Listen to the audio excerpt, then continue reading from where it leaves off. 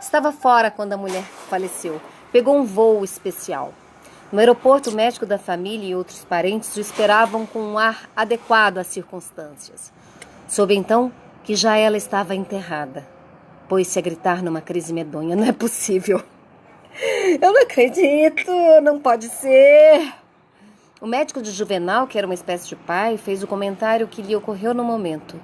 Deus é grande, Deus sabe o que faz. De noite, em casa, reuniram-se os parentes mais chegados e ainda o médico e o viúvo. Disse-ia um velório sem o morto. Maviel virou-se, de repente, para o doutor Juvenal. Interpelou-o aos berros. De quê? Morreu de quê? O médico arrancou do próprio peito um fundo suspiro sintético. Colapso. Durante 6 meses foi o que se chama um viúvo inconsolável. Vestido de preto, de alto a baixo, fazia questão da própria tristeza. Era, em verdade, uma tristeza total e minuciosa, que não admitia um vago, um tenso sorriso. Às vezes, na sua frente, contavam anedotas engraçadíssimas. Todos riam, menos ele. Maviel de Assunção seria incapaz de profanar sua dor com uma gargalhada. E tal melancolia que ele preservava ao longo dos dias e das semanas converteu-se numa espécie de vaidade. Por vezes no quarto, punha-se diante do espelho e ele próprio parecia extasiar-se de uma dor sempre viçosa, que não encontrava um consolo, um remédio terreno. Doutor Juvenal queria arrancá-lo de sua obsessão. Assim, você acaba doente. Ótimo. Por que ótimo? E ele, sabe qual é o maior erro? Não ter metido ainda uma bala na cabeça. A ideia do suicídio já estava nele. Faltava apenas a execução. De noite, no quarto, ele vacilava entre os modos e o meio. Olha, um tiro nos miolos? Veneno? Também pensava em acabar os seus dias debaixo de um ônibus de lotação. E sua dor maior era estar ausente na ocasião, sabe? Não ter feito o quarto, não ter acompanhado o enterro. Doutor Juvenal caiu em pânico. Espalhou que Maviel andava com a ideia de se matar. Foi, como é natural, uma sensação na rua. Quando ele passava triste e só, senhoras e senhoritas vinham para a janela espiá-lo. Maviel jamais fora tão olhado. E uma moça, assombrada diante dessa viuvez irredutível, suspirou numa inveja secreta da morta. Que paixão! Chamava-se Paula, essa moça. E não que fosse feia, não era. Tinha seus encantos. E a seu respeito circulava uma opinião, que passo a resumir. Paulinha é bonitinha, o diabo é aquele defeito. Tinha um defeito, sim. E vinha a ser que anos atrás tivera paralisia infantil. O simples fato de andar constituía para ela um problema. E mais do que isso, uma humilhação. Eu me arrasto, pensava. Usava vestidos compridos. Diante de um rapaz que lhe parecesse simpático e bonito, crispava-se. E logo uma voz interior parecia dizer: tuas pernas são pequenininhas. Ora, acontece que sem dizer nada a ninguém, Paula gostava de Maviel. Primeiro foi um sentimento de menina, uma coisa inócua e gostosa. Maviel era a seus olhos tão distante, imponderável, tão sem carne e osso como o galã de cinema. Depois a própria Paula se tornou pouco a pouco adulta. No quarto, sonhava e gemia. Ai, se não fosse esse defeito. Da cintura para cima era perfeita e poderia impressionar qualquer um. E também o rosto, a cabeça, normalíssimos, mas as pernas, o andar. Ai, quando Maviel se casou, ela acabara de completar 18 anos de idade. Foi ao casamento, ao civil e ao religioso. Vivia rondando a noiva, parecia farejá-la numa espécie de amor, de inveja, de admiração, sei lá. De vez em quando, seus olhares se encontravam. Havia um sorriso recíproco. Depois do civil, Paula meteu-se no quarto da noiva. Ficou assistindo e ajudando a demorada toilette, né? Por fim, na hora em que a noiva foi colocar a grinalda, a menina soprou.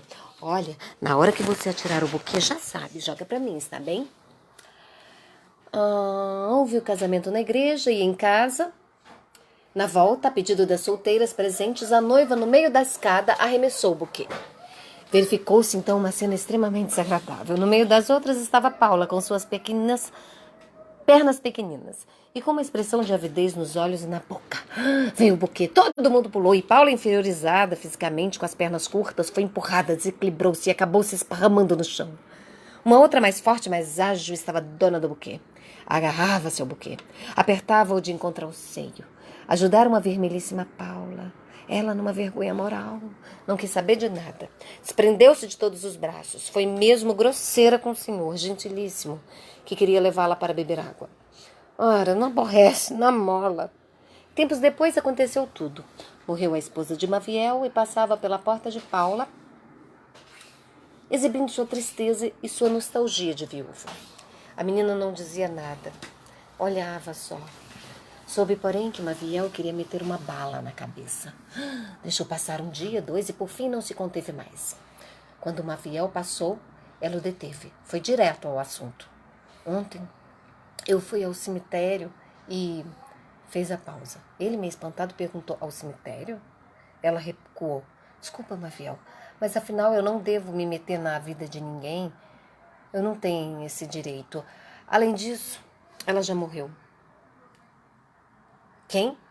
Não posso dizer, Maviel, não devo dizer, desculpe, sim? Largou-o no meio da rua assombrado. No dia seguinte ele a procurou. Você ontem começou a dizer uma coisa e ficou no meio, finalmente. Que foi que houve? Durante uns 10 minutos, ela se defendeu como pôde. Não, Maviel, isso é muito sério. Isso o quê? Ora essa. Você não disse coisa com coisa? E ela? Você não vai ficar com raiva de mim, não, Maviel? Dá sua palavra de honra. Dou, pronto, agora conta. Ou eu brigo com você. Sem desfitá-lo, foi contando. Fui ao cemitério visitar o túmulo de minha avó. Fez ontem 1 ano que ela morreu. Que mais? Passei pelo túmulo de sua esposa e vi lá ajoelhado um homem. Um homem? Um desconhecido, um rapaz. Ficou muito tempo rezando. No túmulo da minha mulher? Sim, no túmulo da tua mulher. Ajoelhado e rezando? Mas por que hora é essa? Não está enganada, tem certeza? Era mesmo o túmulo de minha mulher? Era sim, eu vi. Quando ele me viu, levantou-se, afastou-se, quase correndo. Durante 1 semana foi todos os dias ao cemitério na esperança de ver o desconhecido. Interrogou os coveiros. Mas que informação poderiam eles dar? Foi quase filosófico. Aqui entra e sai tanta gente. Quase enlouqueceu porque o homem do cemitério não saía da cabeça. Passou a olhar com aversão e suspeita qualquer desconhecido. E nas suas insônias desenvolvia seu raciocínio de viúvo. Se estava lá ajoelhado, rezando, e se ainda por cima fugiu quando viu alguém, como, onde e quando encontrar esse estranho? Haveria meios de identificá-lo? Naquele momento, o que estaria ele fazendo, meu Deus? De qualquer maneira, não podia ver mais a aleijadinha. Quando a enxergava na rua, mudava de calçada. Um dia, apareceu os amigos transfigurado. Sem explicar porquê, ele no bar bebendo cerveja berrava. Sou um animal! Eu sou um quadrúpede! Um bestalhão completo! Meses depois, comprou um automóvel de segunda mão. Aprendeu a dirigir num instante. E uma tarde, Paulo atravessava uma rua com suas perninhas curtas e finas, quando foi apanhada por um automóvel. Pá! Era o carro de Maviel. E ele estava na direção. A moça teve fratura no crânio, de costelas, e morreu no HPS. Maviel foi um dos primeiros. Foi um dos que mais choravam. Houve o processo normal. A mãe de Paula, porém, teve uma atitude muito nobre. Depois, isentando o rapaz e atribuindo tudo à fatalidade.